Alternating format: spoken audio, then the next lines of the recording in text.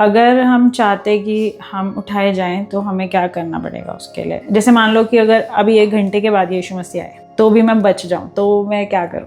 जब हमने प्रभु पर विश्वास किया तो हम बचाए गए हैं, हमारा उद्धार हो चुका है, हम अपने उद्धार में चल रहे हैं।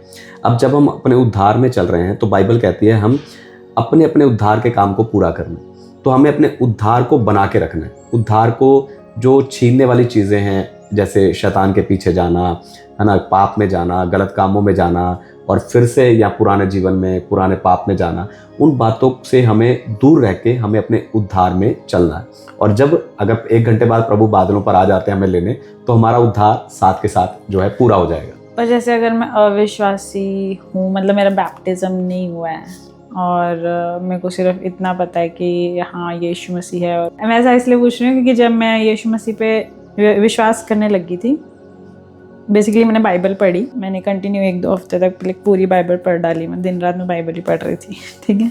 तो फिर उसके बाद मेरे को था कि ओ नो, मेरा तो बैप्टिज्म नहीं हुआ, मैं तो रह जाऊंगी। तो मैं सीधा पहुंच गया 18 के चर्च, मैंने उनको बोला मेरे को बैप्टिज्म दो, तो मेरे को दे नहीं रहे थे।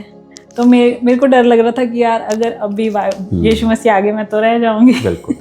एक्चुअली जो बैप्टिज्म है वो स्वर्ग जाने का या उठाए जाने का एक चिन्ह नहीं है कि हम वैलिड हो गए उसके लिए, ऐसा नहीं है। उसके लिए तो विश्वास ही ज़रूरी है।